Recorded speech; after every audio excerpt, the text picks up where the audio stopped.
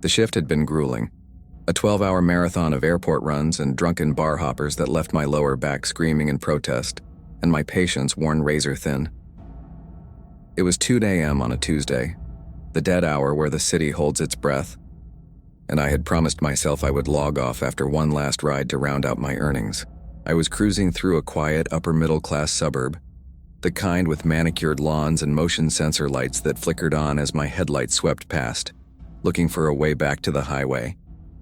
The notification chimed with a deceptively cheerful ping, offering a premium fare to a destination 40 minutes north, deep into the semi-rural outskirts of the county. The passenger's name was Sarah, and her rating was a solid 4.9, which usually meant a quiet nurse coming off a shift or a tired traveler just wanting to get home. I accepted the ride, thinking of the surge pricing, and followed the blue line to a 2-story colonial house at the end of a cul-de-sac.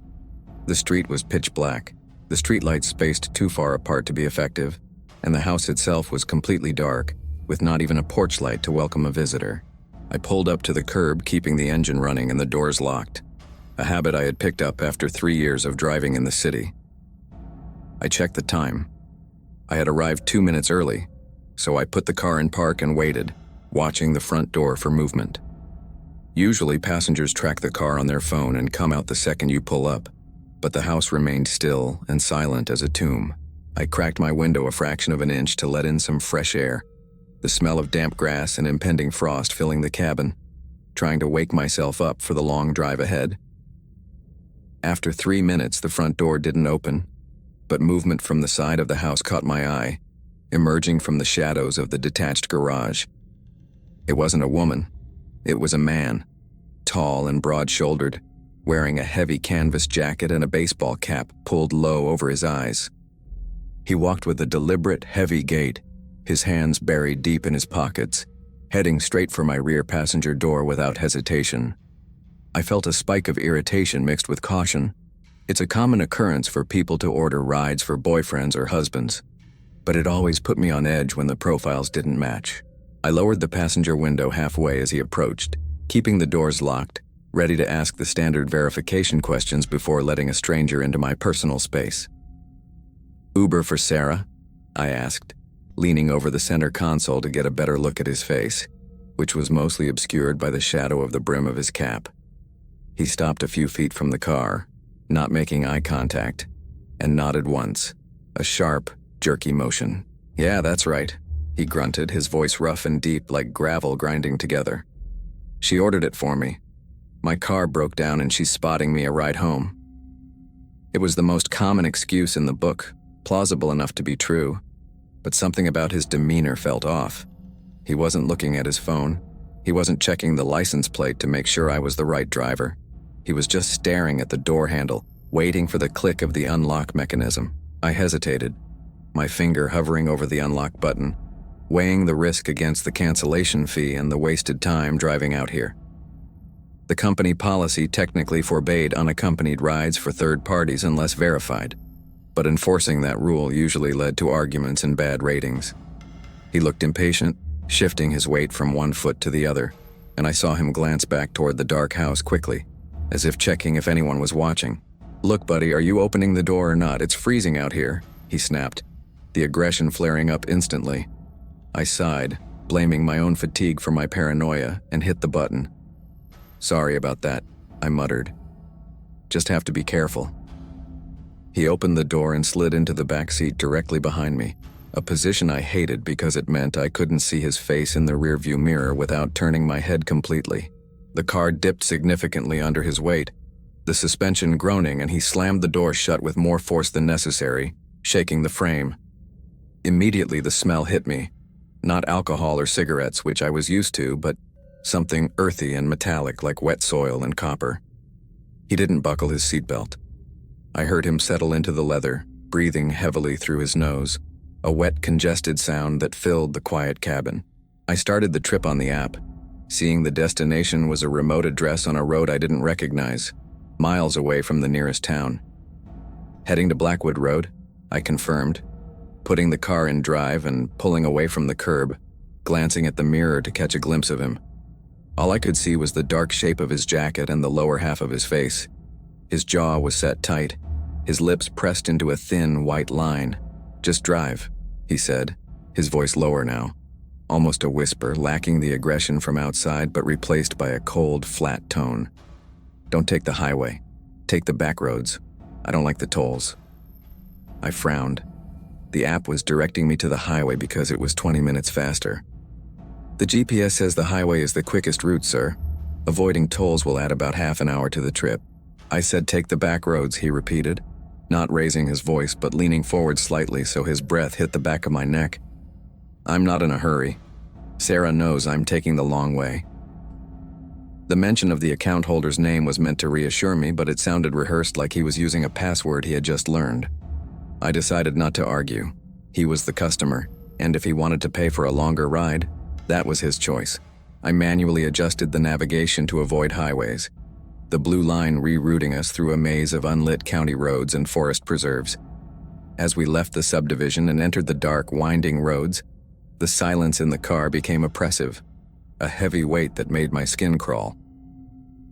10 minutes into the ride, the unease in my gut had turned into a full-blown alarm bell ringing in the back of my mind. He hadn't moved a muscle, hadn't looked at a phone, hadn't shifted comfortably. He was sitting perfectly rigid, staring at the back of my head. I could feel his eyes on me, a predatory gaze that prickled the hairs on my neck. I decided to try one last attempt at establishing normalcy. "So car trouble is the worst, huh? What happened, alternator go out?" I asked, glancing in the mirror. He didn't answer immediately. He slowly tilted his head, catching my eyes in the reflection for the first time. His eyes were wide, unblinking, and completely devoid of warmth. "Something like that," he murmured. Suddenly, a loud, piercing ringtone shattered the silence, making us both jump. It was my phone mounted on the dashboard. The screen lit up bright white, illuminating the cabin, and the caller ID flashed a name that made my heart stop cold.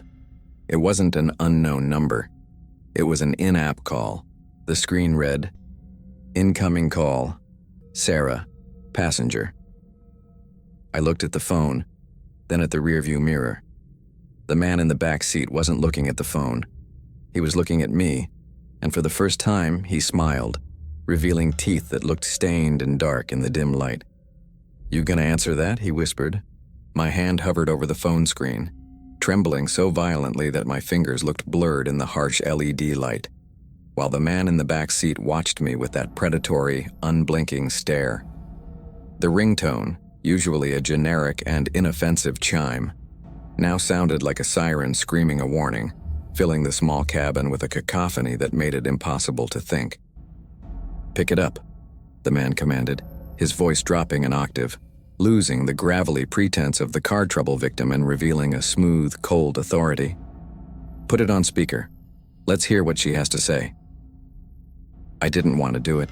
Every instinct screamed at me to throw the phone out the window or dial 911. But the threat of violence radiating from the back seat was a physical weight pressing me into the upholstery. I tapped the green icon and hit the speaker button, my throat so dry I could barely swallow, praying that Sarah would sense something was wrong instantly. "Hello? Is this the driver?" Sarah's voice burst through the car's speakers, sounding breathless and confused, the background noise of wind suggesting she was standing outside. "The app says you started the ride, but I'm standing in my driveway and there's no car here. Where are you?" Her confusion was the final nail in the coffin of my denial, confirming that the person sitting inches behind my spine was not a guest, not a boyfriend, but an intruder who had intercepted the ride. I looked at the rearview mirror, meeting the man's eyes, and he brought a single finger to his lips in a shushing motion, his other hand sliding slowly into the pocket of his canvas jacket. I forced my voice to remain steady, though it sounded foreign and distant to my own ears. I picked up the passenger at the location, ma'am. He said you ordered the ride for him. He's in the car right now." There was a moment of silence on the other end of the line, a pause so heavy it felt like the air had been sucked out of the vehicle. Then, Sarah's voice came back, high-pitched and edged with pure panic. "I didn't order a ride for anyone. I live alone. I ordered the Uber for myself to go to the airport. The realization hit her and me at the same time, a synchronized moment of horror connecting two strangers across a cellular network. "Who is in your car?" she screamed, her voice cracking. "You need to pull over. You need to get him out right now. I'm calling the police." The man in the back didn't flinch at the mention of the police. Instead, his smile widened, stretching the skin of his face in a way that looked painful and unnatural. He leaned forward, his mouth right next to the gap between the front seats, close enough that I could smell the metallic taint of his breath again. "Tell her you made a mistake," he whispered, the sound too quiet for the microphone to pick up but loud enough to thunder in my ears. "Tell her you picked up the wrong person and you're coming back. Do it, or I'll make a mess of this nice leather interior." I was trapped between a hysterical woman on the phone and a psychopath in my car, navigating a winding road with no streetlights and no other traffic. "I'm sorry, Sarah," I stammered, lying through my teeth, tears pricking the corners of my eyes. "It must be a glitch in the GPS. I think I have the wrong passenger. I'm going to turn around." I reached out to end the call, desperate to cut the connection before she could say anything that would provoke him further. Sarah was still screaming, "Don't go back, just let him out, run!" when I stabbed the red button, plunging the car back into a terrifying silence. The man laughed then, a dry, rattling sound like dead leaves scraping across concrete, and settled back into his seat with a relaxed sigh. "She sounds nice. Worried about you," he mused, tracing the pattern of the stitching on the seat with a dirty fingernail. "It's a shame we won't be going back to meet her." The pretense was completely gone now. There was no more charade about a broken-down car or a girlfriend. We were simply predator and prey, locked inside a moving steel cage hurtling through the dark. "Who are you?" I asked, my grip on the steering wheel so tight my hands were numb. "What do you want? I don't have cash. The app handles everything electronically." It was a weak plea, the standard line I had rehearsed for robberies, but I knew deep down this wasn't about money. "I don't want your money, Dave," he said, using my name, which he must have read from the driver profile screen on my phone. "And I don't really care who I am. I'm just the guy who needed a ride, and you're the guy who opened the door. That's the transaction." He leaned forward again, and this time I felt the cold, hard pressure of something metal pressing against the side of my seat, right near my ribs. It might have been a knife or the barrel of a gun. I didn't dare look down to check. "Now listen carefully. The GPS is trying to take us back to the main road. I want you to ignore that. See that dirt turnoff coming up in a quarter mile? You're going to take that." I looked ahead, squinting through the windshield. The headlights illuminated a narrow, overgrown gravel track that disappeared into the dense forest, a logging road that looked like it hadn't been used in years. "That's not a road," I protested, my voice trembling. "My car won't make it down there. It's low clearance." I was grasping at straws, trying to use logic to delay the inevitable, hoping a cop car would pass by or another vehicle would appear. But the road behind us was empty, a ribbon of black asphalt swallowed by the night. "This car will make it if you drive slow," he countered, the pressure of the metal object increasing slightly against the seat. "And you will drive slow, Dave, because if you crash or if you try to tuck and roll, I'll finish this before the airbags even deploy." I slowed the car down, the turn signal clicking rhythmically in the silence, a sound that felt ridiculously mundane given the circumstances. I turned the wheel, the tires crunching loudly as we left the smooth pavement and hit the gravel. The car dipped and swayed violently, the headlights bouncing off the trees that crowded the path, their branches scraping against the windows like skeletal fingers trying to get inside. We were leaving the world of maps, cameras, and cell service behind, entering a void where no one would find us. I glanced at the signal bars on my phone. They dropped from 2 bars to 1, then flickered to no service, as the canopy of the trees blocked out the sky. "Good," he whispered, satisfied. "Now turn off the headlights." My heart stopped. Driving in pitch blackness on an unknown forest road was suicide. "I can't see without lights," I said, panic finally making my voice rise. "We'll hit a tree." He didn't hesitate. "Turn them off, or I turn you off." The threat was blunt and final. With a shaking hand, I twisted the dial on the stalk, killing the beams. The world instantly vanished. The darkness was absolute, a suffocating blanket that blinded me completely. I slammed on the brakes, bringing the car to a halt, unable to drive into the nothingness. I didn't say stop. His voice came from directly behind my right ear now, intimate and terrifying. I said drive. Your eyes will adjust. There's a moon tonight. Let it guide you. I peered through the windshield, straining to see anything. Slowly, faintly, a silvery glow began to filter through the trees, illuminating the path in ghostly shades of gray and black. I took my foot off the brake, letting the car crawl forward into the gloom, guided only by the faint moonlight and the breathing of the monster in my back seat. Then, a notification popped up on my phone, bright and blinding in the dark cabin, breaking the spell. It wasn't the app, it was a text message from an unknown number. I risked a glance down. It read, "I can see your brake lights. Why did you stop?" The glow of the phone screen felt like a spotlight in the suffocating darkness of the cabin, exposing my fear to the man in the back seat. I stared at the text message. "I can see your brake lights. Why did you stop?" And a cold realization washed over me that was somehow worse than the isolation. Someone was right behind us, watching, hidden in the black void of the forest road, and they were close enough to see the momentary flash of red when I tapped the brakes. The passenger noticed the change in my breathing, the way my shoulders hunched up toward my ears, and he leaned forward, snatching the phone from my trembling hand before I could even think of hiding it. He read the message, the blue light illuminating his face from below, casting long skeletal shadows into his eye sockets, and for a moment, his expression was unreadable. Then a low, guttural chuckle bubbled up from his chest, a sound of genuine amusement that made my skin crawl. "Well, well," he murmured, tapping the screen with a dirty fingernail. "It looks like Sarah isn't the type to let go easily. She's tracking the ride on her app. She's following us."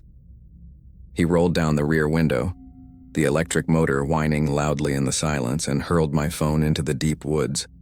I watched the spinning rectangle of light arc through the air, hitting a tree trunk with a sickening crunch before tumbling into the underbrush, extinguishing my only link to the outside world. "Eyes on the road, Dave," he commanded, the playfulness vanishing instantly, replaced by the sharp steel of the knife pressing harder against the side of the seat. "She might be following, but she doesn't know where we're going. Drive, and don't touch the brakes again. I want us to be a ghost." I let the car creep forward, the tires rolling over loose stones and fallen branches, the suspension jarring my spine with every impact. The moonlight was faint, barely enough to distinguish the gravel path from the dense wall of pine trees on either side, forcing me to squint until my eyes watered. The driving was a torture of sensory deprivation. Without headlights, my depth perception was gone, reducing the world to a flat grayscale of danger. Every shadow looked like a ditch. Every swaying branch looked like a person standing in the road. I gripped the steering wheel so hard my hands began to cramp, navigating by the sound of the tires crunching on the gravel. If the crunching stopped, it meant I had drifted onto the soft moss of the shoulder and was seconds away from hitting a tree. Behind me, the passenger was shifting his weight, turning his body to look out the rear window, scanning the darkness for the pursuer. "She's persistent," he whispered, sounding almost impressed. Most people would have called the cops and waited in their warm kitchen, but she got in her car. She wants to be a hero. I glanced at the rearview mirror, effectively blind, but then I saw it. A momentary flicker of light far behind us, cutting through the trees like a strobe. It was distant, perhaps a quarter-mile back, but it was unmistakable. Headlights sweeping across the forest as another vehicle navigated the twists and turns of the logging road. Hope surged in my chest, hot and desperate. If Sarah was following, she had a vehicle, she had high beams, and maybe she had a weapon or had already called the police before losing signal. "She's catching up," I said, unable to keep the tremor out of my voice, a tiny spark of defiance igniting. "She's going to see us." The passenger didn't look away from the rear window. "She's only catching up because you're driving like a grandmother," he snapped. "Speed up, push it to 30. Driving 30 miles per hour in pitch blackness on an unknown dirt road is a death wish, but the knife point digging into the leather seat near my kidney left me no choice. I pressed the accelerator, the engine humming quietly, and the car surged forward, bouncing violently over the ruts. The trees blurred into a solid wall of gray, whipping past the windows with terrifying speed. I could feel the car sliding on the loose gravel, the rear end fishtailing slightly on the curves, threatening to spin out into the timber. I fought the wheel, sweating profusely, my heart hammering a frantic rhythm against my ribs. The headlights behind us were getting brighter, steady beams now, piercing the darkness and occasionally illuminating the interior of my car with a wash of diffused light. Sarah wasn't just following. She was driving aggressively, closing the gap with reckless determination. "She's going to ram us if she gets close enough," I yelled over the noise of the tires, trying to reason with him. "We need to stop. This is insane."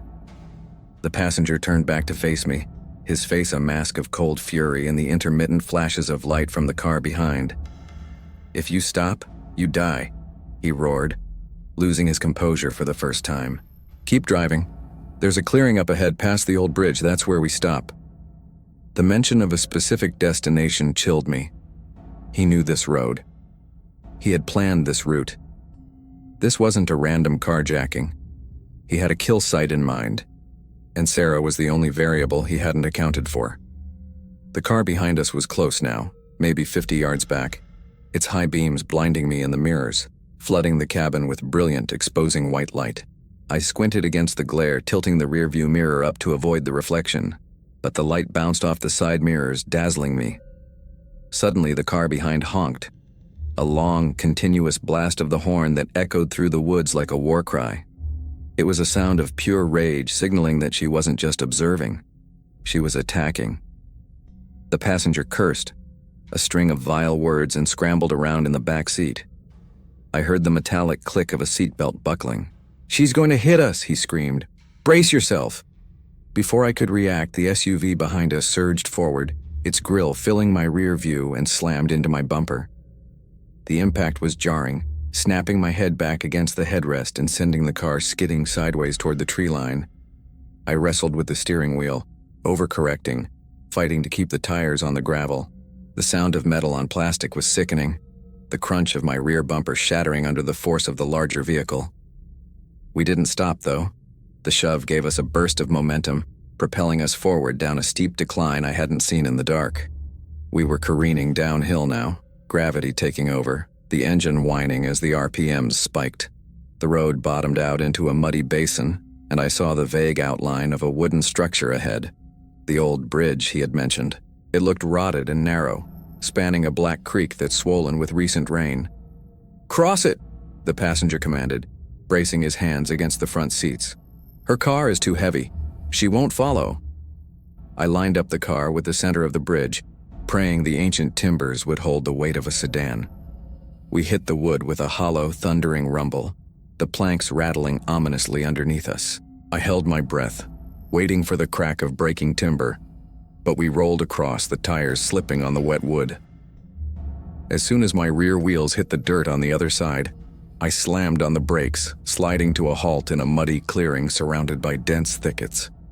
I looked back just in time to see Sarah's SUV skid to a stop at the entrance of the bridge, her headlights illuminating the rotting beams that I had just crossed. She didn't attempt to cross. She knew her vehicle would fall through. The silence returned instantly, heavy and ringing in my ears, broken only by the idling of my engine and the distant hum of Sarah's car across the creek. We were separated by 20 feet of rotting wood and black water, a standoff in the middle of nowhere. The passenger unbuckled his seatbelt slowly, the click sounding like a gunshot in the quiet cabin. He didn't look relieved. He looked energized, vibrating with adrenaline. "Perfect," he whispered, reaching for the door handle. "Now she has to get out and walk. And you?" He leaned forward, the knife finally coming into view, a long, serrated hunting blade that glinted in the dashboard lights. "You are going to be the bait." He shoved me out of the driver's side door, the serrated blade pressed painfully against the base of my spine, forcing me to stumble into the ankle-deep mud of the clearing. The air was freezing, biting at my exposed skin, but the adrenaline coursing through my veins made me numb to the cold, focusing my entire existence on the weapon at my back. Across the dark chasm of the creek, the headlights of Sarah's SUV cut through the mist like twin searchlights, blinding me and casting long, distorted shadows of our struggle against the tree line.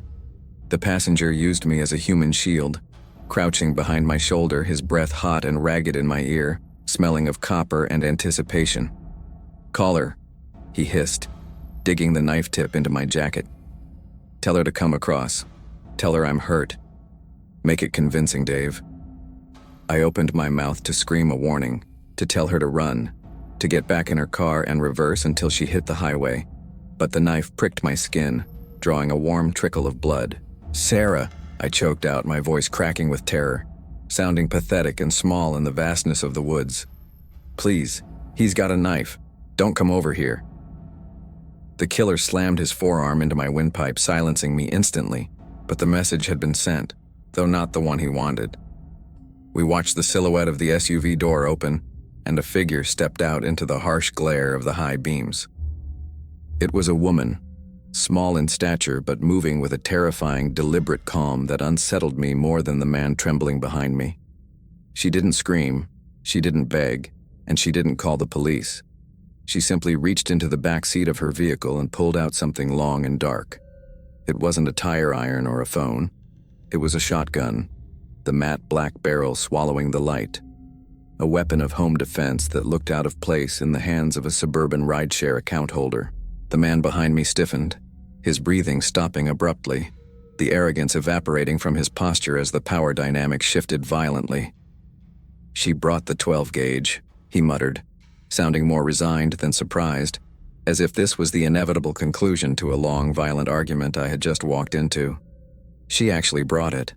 Sarah walked to the edge of the rotting bridge, the weapon held low but ready, her face obscured by the backlight, looking like an avenging angel made of shadows. She stepped onto the first plank, the wood groaning under her weight, but she didn't hesitate, her eyes fixed on us, or rather on the man using me as a meat puppet. "Let the driver go, Mark," she called out, her voice flat and cold, carrying easily over the bubbling sound of the creek. "This is between us. It's always been between us. He's just a gig worker. He doesn't need to bleed for your mistakes." The use of his name shattered the anonymity of the night. This was intimate, a domestic nightmare that had spilled out of a house and into my car. "He goes when I say he goes," Mark screamed back, his arm tightening around my neck, cutting off my air supply, dragging me backward toward the dense thicket of trees. "You put the gun down, Sarah, or I open his throat right here. I swear to God I'll do it." I clawed at his arm, my vision spotting with stars, realizing with sickening clarity that he wasn't going to let me live regardless of what she did.